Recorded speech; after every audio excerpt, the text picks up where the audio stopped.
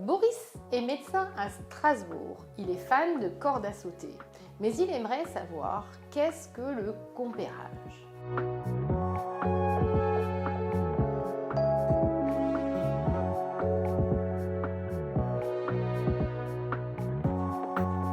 Le compérage est une pratique interdite dans le domaine médical. Il s'agit d'une entente secrète entre deux ou plusieurs personnes en vue d'obtenir des avantages au détriment du patient ou de tiers. C'est le Code de la santé publique qui fixe la définition du compérage.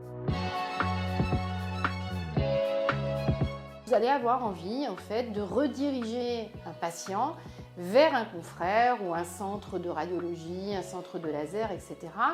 Et vous vous demandez quel risque vous prenez en redirigeant ce patient.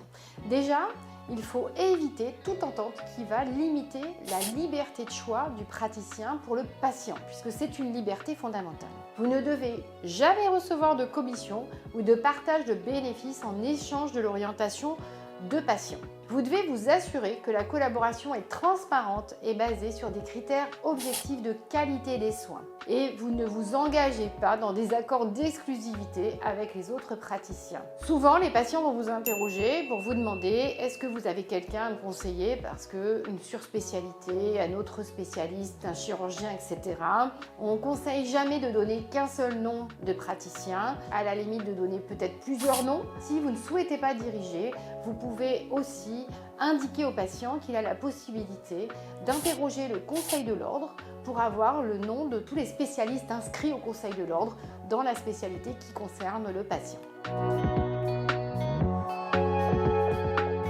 Avec les industriels ou les pharmaceutiques, c'est une autre réglementation. C'est la loi anti-cadeau, c'est aussi la notion d'indépendance professionnelle qui est mise en jeu et le fait d'éviter tout conflit d'intérêts. On en a beaucoup parlé, on parle aussi des liens d'intérêts avec notamment l'industrie pharmaceutique. Donc vous ne pouvez pas, en tant que médecin, conseiller à des patients d'acheter des produits sur un site pour lequel vous recevez une compensation. Cette pratique est considérée comme du compérage et c'est aussi interdit par l'article 23 du Code de déontologie. Vous avez effectivement, en tant que médecin, une liberté de prescription, mais qui a des limites qui sont fixées par la loi et par les données acquises de la science. Cependant, vous n'avez pas le droit de faire la promotion ou la vente de produits pharmaceutiques spécifiques. Ceci aussi intègre les produits cosmétiques. Le dermato qui voudrait proposer au client d'acheter telle ou telle crème pour laquelle il aurait des avantages, de quelque nature que ce soit, ce serait contraire à la réglementation.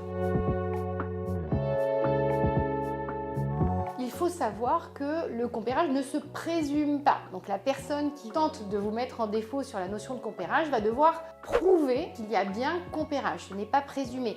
Donc souvent, ce sont des plaintes qui sont dirigées au sein du conseil départemental de l'ordre, puisque ça pose des problèmes de confraternité. Il faut absolument documenter les raisons médicales de l'orientation ou de la prescription que vous faites à vos patients, donc bien noter dans le dossier médical, informer les patients de leur liberté de choix. Donc lorsque vous écrivez un courrier de recommandation ou d'adressage, je vous conseille de ne pas forcément mettre le nom du praticien sur le courrier pour éviter que le patient se sente piégé et se sente obligé d'aller voir ce praticien puisque le courrier sera fait à l'entête du praticien que vous recommandez à votre patient. En conclusion, Boris, tu peux orienter un patient vers un professionnel de santé, mais uniquement basé sur des raisons médicales.